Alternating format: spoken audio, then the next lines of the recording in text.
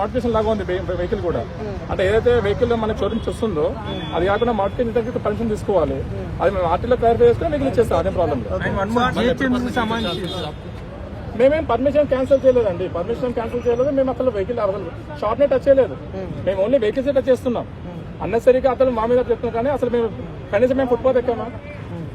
అంటే one more sir, ఇక్కడ ఏదైనా షాపు భారీ ఎత్తున నడుస్తుంది, సో దానికి జీహెచ్ఎంసీ నుంచి ఎలాంటి పర్మిషన్ మినిమం పర్మిషన్స్ లేకుండా కూడా నడిపిస్తున్నారు. డైలీ ఒక టర్న్ ఓవర్ చేస్తున్నారు, దాదాపు మంత్లీ వచ్చేసి 5 lakhs టర్న్ ఓవర్ దాకా ఉంటుందని ఆమె చెప్తున్నారు. సో రెండు వాటిపై జీహెచ్ఎంసీ కూడా చర్యలు తీసుకోవాలి కదా, అంటే తీసుకోవాలండి. ఆల్రెడీ మా తరఫు నుంచి కూడా మేము అది ఆల్రెడీ మా డీసీపీ నుంచి అది కూడా ఆల్ ఫుట్పాత్ ఆక్యుపైస్ అన్ని కూడా మేము రికార్డ్ మెయింటైన్ చేస్తున్నాము.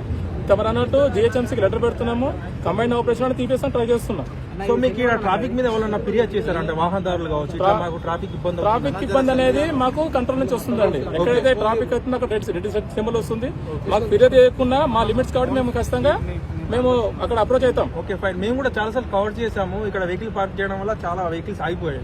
సో దీనికి ఏంటంటున్నారు అంటే కొందరు పొలిటిక్స్ కు అంటే రిలేషన్ అంటే సంబంధంతో మాట్లాడుతున్నారు, ఇది కావాలనే చేయించారు పొలిటిషియన్స్. సింపుల్ అండి, పొలిటిక్స్ కాదు. ఇక్కడ చెప్పానండి, ఎక్కడైతే ఇప్పుడు ఈ యూట్యూబ్స్ అనుకోండి ఇవనుకోండి, ఐ థింక్ అంటే ఇప్పుడు ఆమెనే నేను ఇప్పుడు యూట్యూబ్స్ ఛానల్ వల్ల పబ్లిక్ గ్యాదరింగ్ అవుతున్నారు. పబ్లిక్ గ్యాదరింగ్ అవడం వల్ల ట్రాఫిక్ జామ్ అవుతుంది. ఇప్పుడు మీరు చూడండి, ఈ ఫుట్పాత్ అంతా ఇలా నిలబడ్డారు. సో వాళ్ళని చూసి ఇంకొకరు అంటే తన వల్ల కొంచెం ఏముంది, కానీ మిగతా వాళ్ళ పబ్లిక్ తో కూడా ఎక్కువ ఇష్యూ అవుతుంది.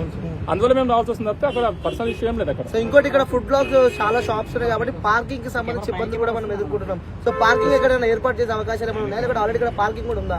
Already they are unnecessary parking. ఇప్పుడు ఫుట్పాత్ మీద పెట్టడమే కరెక్ట్ గా, ఓన్లీ మేము అసలు మొత్తం రిమూవల్ కే ట్రై చేస్తున్నాం. అదే సరే, కోర్టు ఆర్డర్ని మేమైతే చేయలేం కదా.